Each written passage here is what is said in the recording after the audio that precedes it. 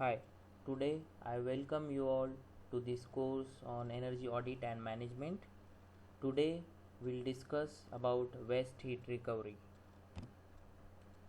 So first of all, what is waste heat? So waste heat is also called as it is a dumped heat that can be still reused. And while reusing that waste heat, you must ensure it should have some value, that is quality, and that quality is of course it is related to heat, means temperature. So quality means that dumped heat or waste heat should have some higher temperature that you can reuse, that you can recover, and most important than quantity, because sometimes you can have a lots of waste heat or dump heat, but the temperature of that waste gas stream or waste stream is very low. So though the quantity is high, but low temperature will restrict you to recover or reuse that waste or dumped heat. For example, the cooling tower, the heat loss in the while cooling the fluid in the cooling tower, the temperature of that fluid is very low. Delta T is of 5 degree. That is, though the quantity is more, but the temperature or the quality matters, and that restrict the uh, application of that waste heat recovery in that particular application.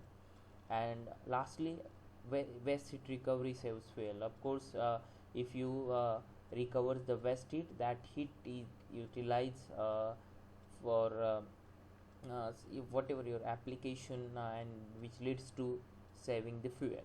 So waste heat recovery is the total path of this waste heat recovery is like this. First, source of waste heat, it is of course most of the time combustion exhaust, then process exhaust, hot gases from drying ovens, cooling towers, etc.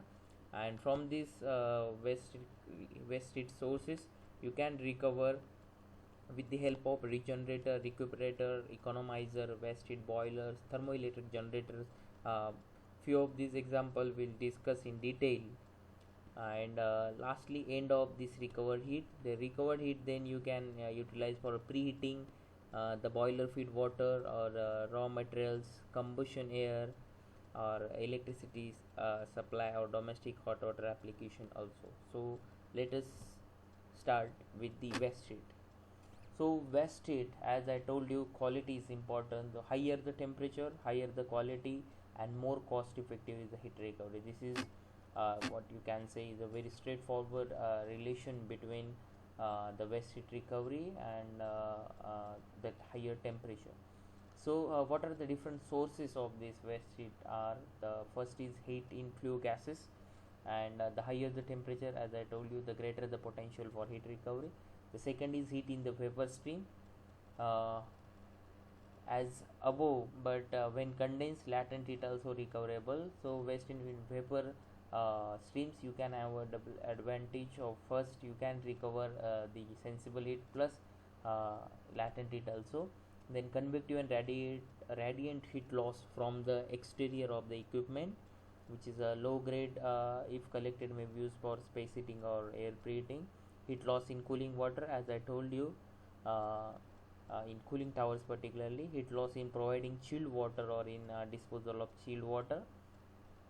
Then heat store in products leaving the process, particularly in steel industry.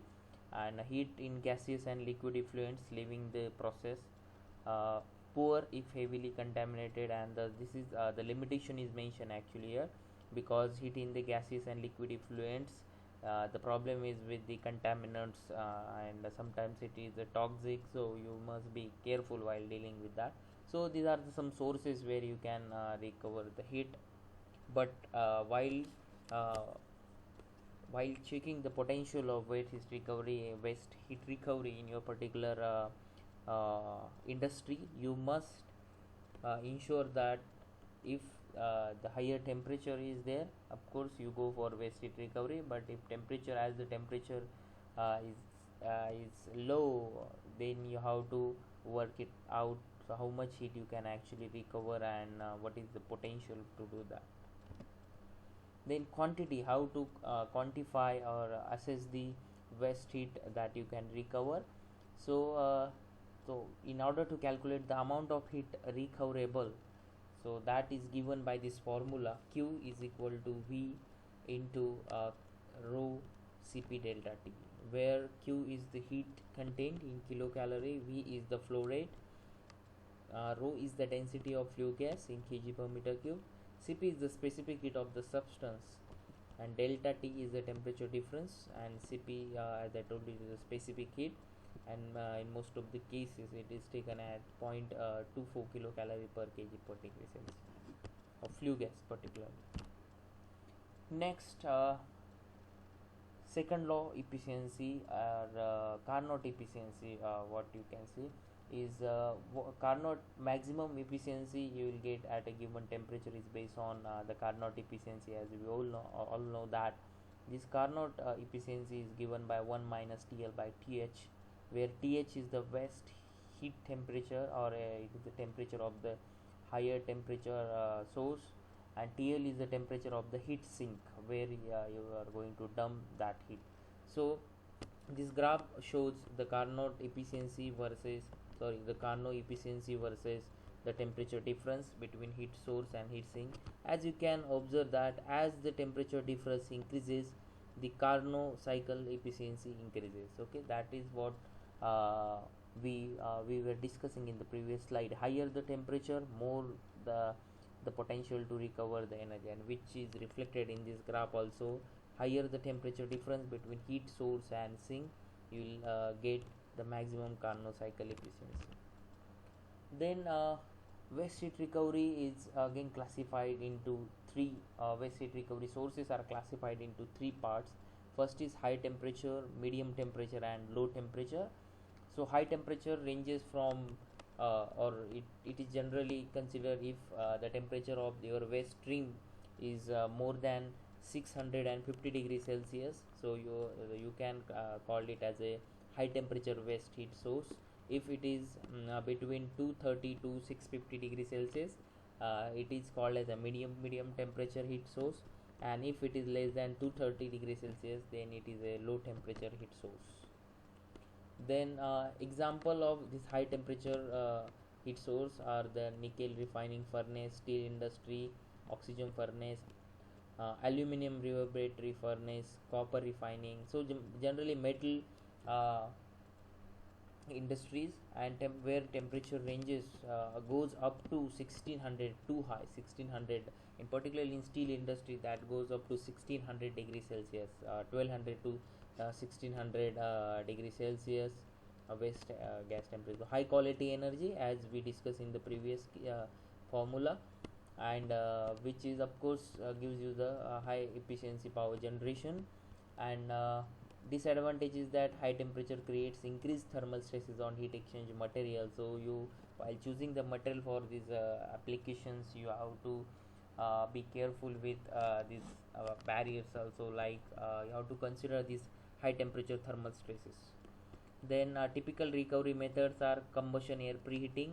So air preheating is quite popular in this category. Then steam generation from process heating, and furnace load preheating in steel industry, and transfer to medium to low temperature processes.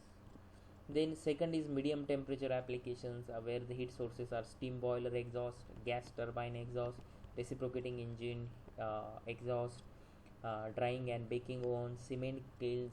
All are the medium temperature sources, ranges from 230 to 650. These are the more compatible with heat exchanger materials. So that's why you can use a particular heat exchangers that we use, and which makes it very popular. And combustion air preheating, in steam or power generation you can use it. Transfer of low temperature process, you can also do that. So for then next is low temperature sources, where exhaust gas existing recovery devices in gas fired boiler, ethylene furnace, etc. Process steam condensate in sugar factory particularly. Then cooling water from furnace door, air compressor, air conditioning, and refrigeration condensers. So where your temperature ranges from 70, in some cases it is 30 to 50, as I told you in case of cooling towers. So this is the large quantity of low temperature heat is available, in particular in low temperature sources the quantity is too high, but temperature low temperature is the barrier.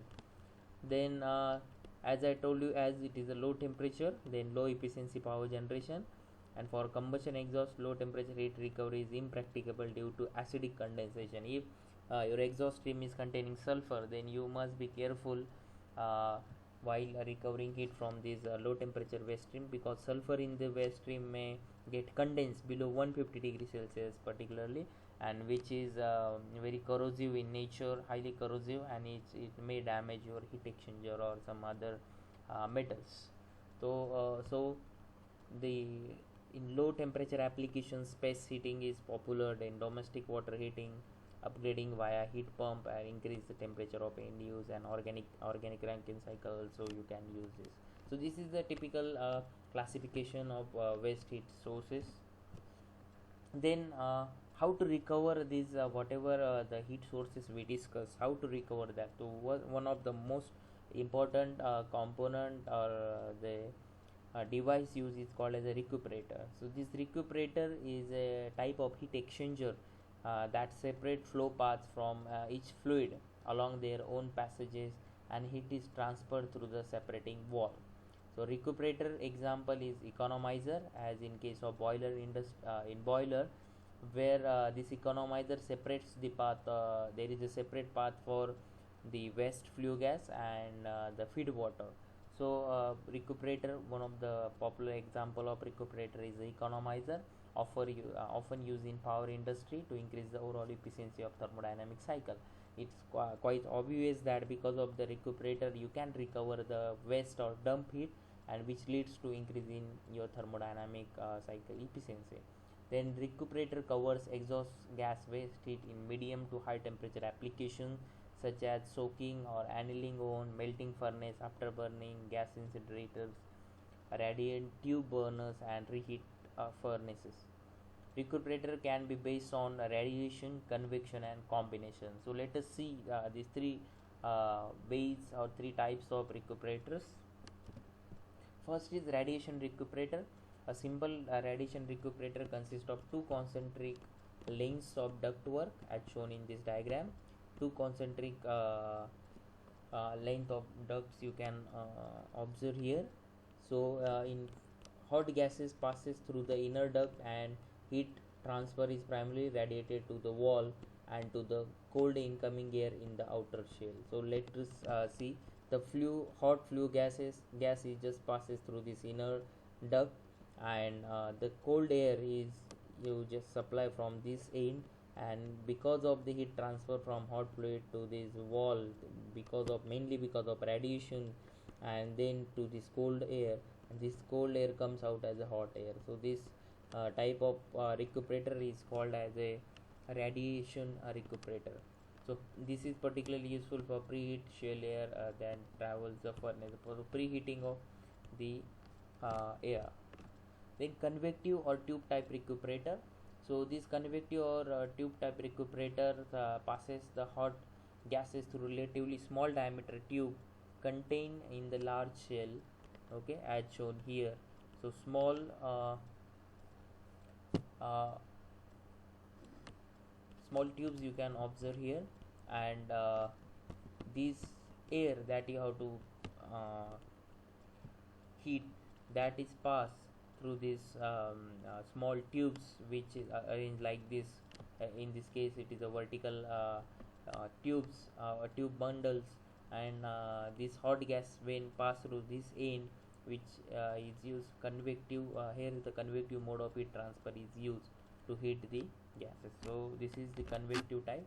And last one is a combined radiation and convective. Here you can observe that it includes both radiation section followed by convection section in order to increase the heat transfer, as shown here.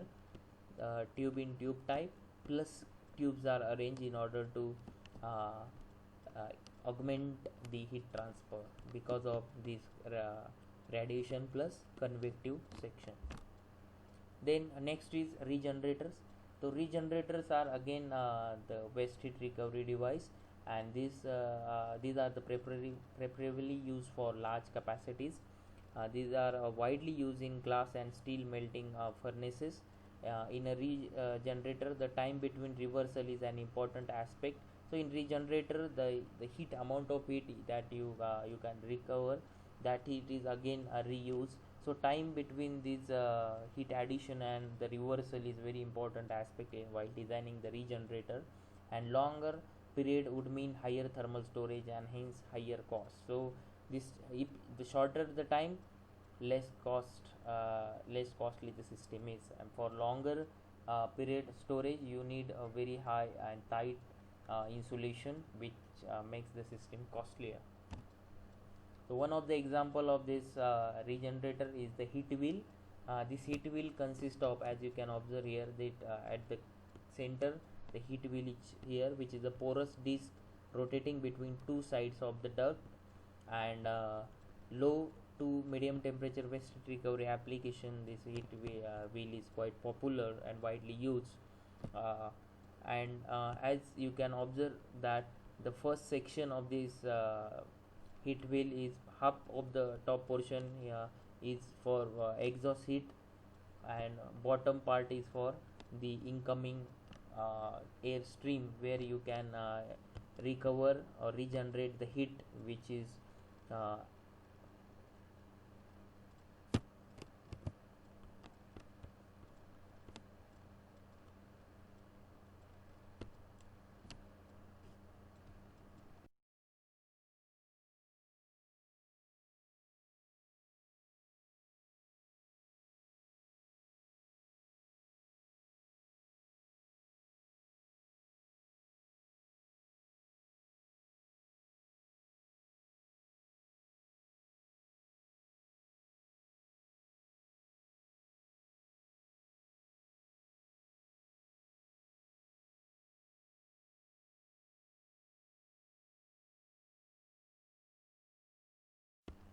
this waste heat uh, in the from the exhaust air is then taken by this heat wheel, and which is then released or sent to this outside air, or used to heat this outside air. So this is the heat wheel, and the heat transfer efficiency of this heat wheel is up to 85%.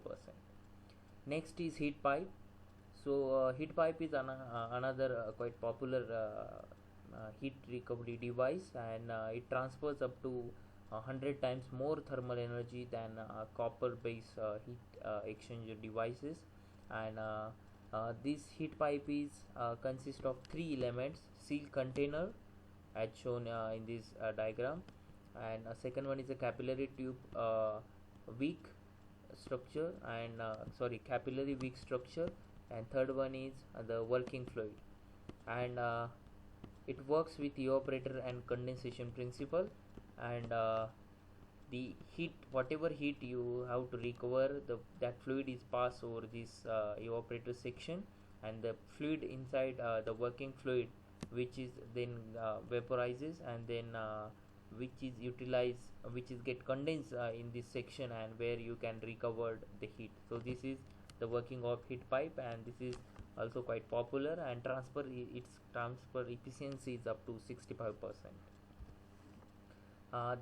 The performance and advantages of these heat pipes are lightweight and compact. No need for mechanical maintenance, input power, cooling water, or lubricant system, as it is totally, once the device is constructed, as you can see here, once the device is this heat pipe is constructed, so no need of any external mechanical work or circulation of the fluid at all. It lowers the fan horsepower requirement, because the total transfer of fluid is takes place due to the density and temperature difference, so no need to have a external mechanical means for the fluid transfer, so which increases its overall thermal efficiency, and it can operate at 135 degrees Celsius with 60 to 80% heat recovery, which is good. Then boiler economizer, I think now everybody is quite familiar with this type of heat recovery application. In this boiler economizer, here you can observe that the water tube boiler, the exhaust boiler exhaust is passes before exhausting into atmosphere. It is passes through this heat exchanger, which is in this case is the fin tube economizer. And in this fin tube economizer, you can see that 220 Fahrenheit water is sent to this economizer, and by absorbing the waste heat, its temperature rises to 277. So nearly 57 degree Fahrenheit temperature increase, and which is good. And this 277 degree Celsius feed water is then supplied to the water tubes for steam generation in the boiler. So this 57 degree Fahrenheit in this example is which leads to recover that much heat and the fuel saving. Now let us understand this waste heat recovery case with one case study on steel plant. uh, we all know that India is world's third largest producer of the steel. uh, First one is of course China, second one is Japan, and with India's total production in 2017 million tons is 101.4 million tons of steel production. With this production, India stands at number 3. So quite large and major industry, and very energy intensive too. That's why it comes under the category of designated consumers under the Bureau of Energy Efficiency BEE's categorization.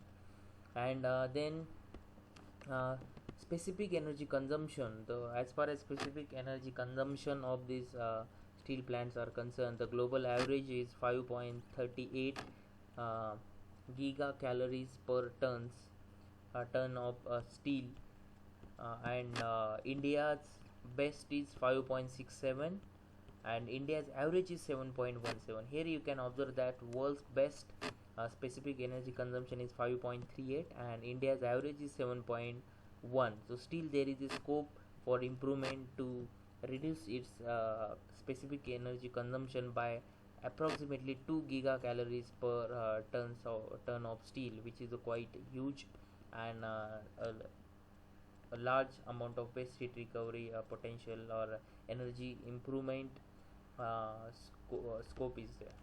So steel making process, we know that for that you required basic iron ore, limestone and coal, which is then supplied to blast furnace molten uh, to produce molten iron, and then it goes to basic oxygen vessel, then secondary steel making, then molten steel comes out of that, and which is used for various applications.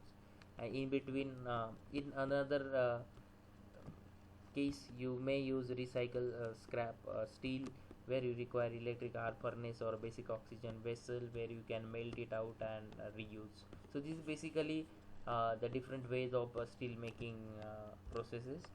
And in steel manufacturing process, as shown here, the molten steel, which in the previous slide we observed that which you can recover from the various furnaces, and this molten steel is then passed to continuous caster to produce a blooms, billets, slabs, or ignot molds or ignots primary mill to these three products. And then in with the help of hot rolling mills or tube mills, with the help of hot rolling you may produce flat products, flat hot rolled coils, or long products like rod, bar sections. And in tube mills you can produce seamless tube. So this is a overview of the steel industry. And in the steel industry, waste heat recovery potential, there are lots of uh, the stages. While the steel manufacturing stages, you can see that there are different types of furnaces, ovens, mills are involved. So here you can see that the temperature is quite high in each case.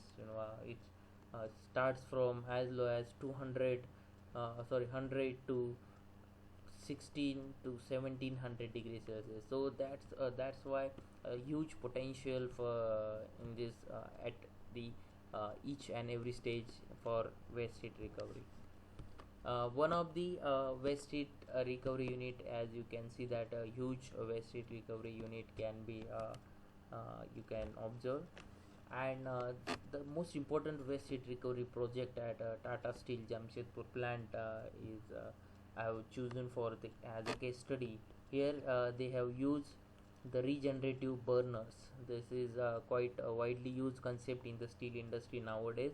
So these regenerative burners, as you can see that these regenerative burners on this side, and the orange path is of air supplied, ambient air is supplied to the furnace through these regenerative sections, and the exhaust heat, which is before that its temperature is well above 1000 degrees Celsius, is now reduced to 150 degrees Celsius, and ambient air from 150 to 300 400 degrees Celsius ambient air is then supplied to combustion chamber. So this is the project in Tata Steel Jamshedpur plant, and annual energy saving they achieved is of rupees 110 million rupees.